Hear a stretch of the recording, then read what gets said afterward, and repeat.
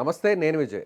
చాలామంది డయాబెటీస్తో బాధపడేవారు ఇన్సులిన్ తక్కువగా ఉండడం వల్ల ముఖ్యంగా ఇన్సులిన్ ఇంజెక్షన్స్ను ఉపయోగిస్తుంటారు. అలాంటి వారు ఇన్సులిన్ పెంచే ఆహారాన్ని ఏ విధంగా తీసుకోవాలి, అసలు నిజంగా ఇన్సులిన్ పెంచే ఆహారాలు ఉన్నాయా? వీటి గురించి డిస్కస్ చేద్దాం. మనతో పాటు స్టూడియోలో ఉన్నారు ప్రముఖ nutritionist, health and wellness coach Shraddha Vyas గారు. నమస్తే మేడం. నమస్తే. డయాబెటీస్ ఉన్న వాళ్ళు బాగా అంటే ఎక్కువ సంఖ్యలో చాలామంది కూడా ఒక 10%, ఎక్కువ సంఖ్యలో అంటే ఒక 10% ఇన్సులిన్ ఇంజెక్షన్స్ని యూజ్ చేస్తుంటారు. అలాంటి వారికి ఇన్సులిన్ తక్కువగా ఉండడం వల్ల ఇలాంటి సిచ్యువేషన్ వస్తుంది. ఆ స్టేజ్ వరకు వెళ్లకుండా డయాబెటీస్ ఇప్పుడే స్టార్ట్ అయ్యి స్టేజ్ 1, స్టేజ్ 2లో ఉన్న వాళ్ళు ఎలాంటి ఫుడ్ తీసుకుంటే ఇన్సులిన్ పెంచుకోవచ్చు? యాక్చువల్లీ డయాబెటీస్ అనేది 2 టైప్స్ ఉంటుంది. టైప్ 1 అంటే అది బర్త్ నుంచి ఉంటుంది. ఓకే. వాళ్ళ బాడీలో ఇన్సులిన్ ప్రొడక్షన్ చాలా తక్కువ ఉంటుంది.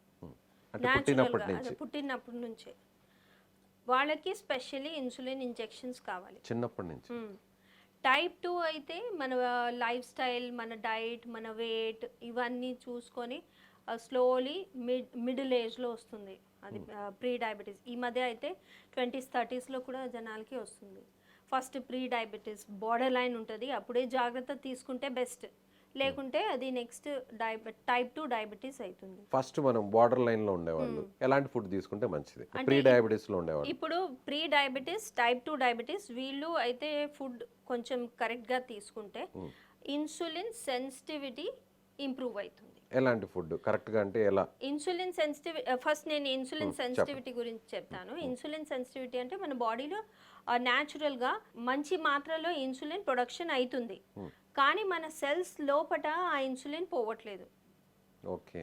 మన ఫుడ్ హ్యాబిట్స్ వల్ల, మన వెయిట్ వల్ల, మన lack of exercise, sedentary life, sitting jobs చేసిన వల్ల ఆ సెల్స్లో ఆ రిసెప్టర్స్ మారుతుంది, ఆ సైకిల్ దెబ్బతింటుంది. అప్పుడు ఇన్సులిన్ మన సెల్స్లో లోపల పోయి యాక్షన్ చేయలేదు.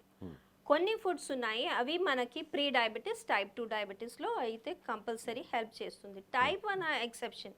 ఆ టైప్ 1 ఇన్సులిన్ ఇంజెక్షన్సే డిపెండెన్సీ ఉంది. ప్రీ డయాబెటీస్, టైప్ 2 వాళ్ళు ఫస్ట్ అయితే ఫర్ ఎగ్జాంపుల్ ప్రీ డయాబెటీస్ ఇప్పుడే మనకి 1 or 2 monthsలో తెలిసింది ప్రీ డయాబెటీస్ అంటే. ఫస్ట్ వాళ్ళు ఫైబర్ ఎక్కువ తీసుకోవాలి, అది first step.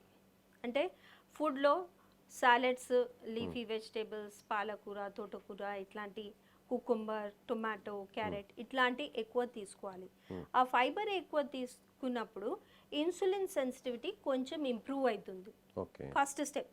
Second step, sugar foods అన్ని కట్ డౌన్ చేయాలి. ప్రాసెస్డ్ అన్ని, chocolates, sweets, ice creams, breads, drinks, cool drinks, alcohols ఇవన్నీ. ఇప్పుడు ఆల్కహాల్ కూడా చిన్న మాత్రలో తీసుకుంటే కూడా ఆల్కహాల్లో చాలా షుగర్ ఉంటుంది.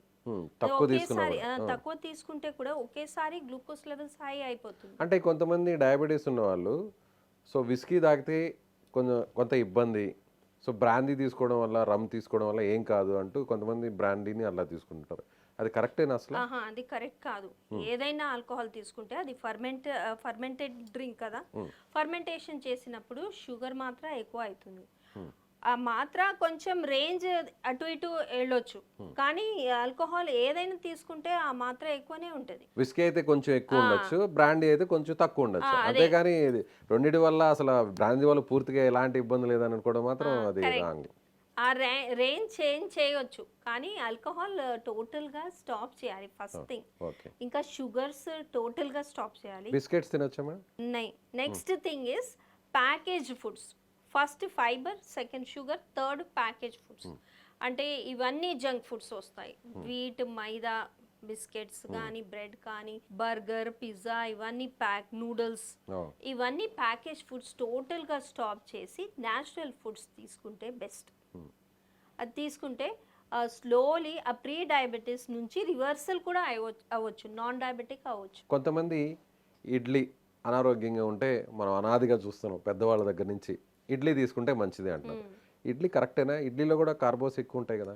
ఇడ్లీ కరెక్ట్, ఎందుకంటే ఫర్మెంటెడ్ ప్రోడక్ట్, కానీ మాత్ర చాలా ఇంపార్టెంట్. కొంత ఎక్కువ మోతాదు అనేది 2 to 4 ఇడ్లీస్ తీసుకోవాలి. అది మరి ఎక్కువ ఇడ్లీస్ తీసుకుంటే సాంబార్ కూడా థిక్ ఉంటుంది, దానిలో కూడా చాలా కార్బోహైడ్రేట్స్ ఉంటాయి.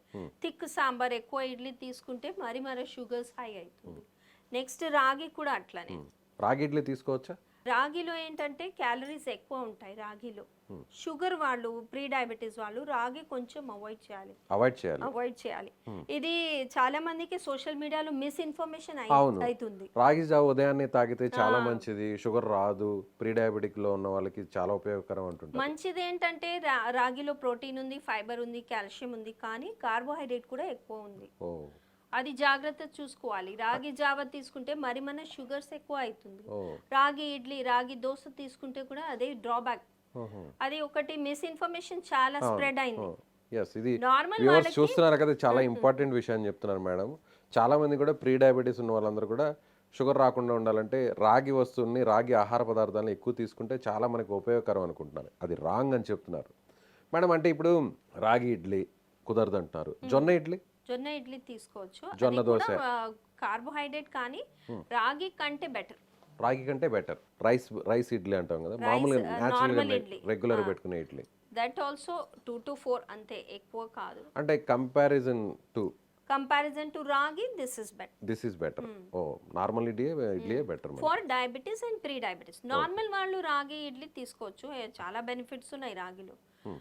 కానీ ప్రీ డయాబెటీస్ అండ్ డయాబెటీస్ వాళ్ళు జాగ్రత్త ఉండాలి. అలాగే ఇక ప్రీ డయాబెటీస్ గురించి చెప్పారు. ఒకవేళ డయాబెటీస్ ఉన్నవాళ్ళు, ఫస్ట్ స్టేజ్లో ఉన్నవాళ్ళు ఎలాంటి ఫుడ్ తీసుకోవాలి?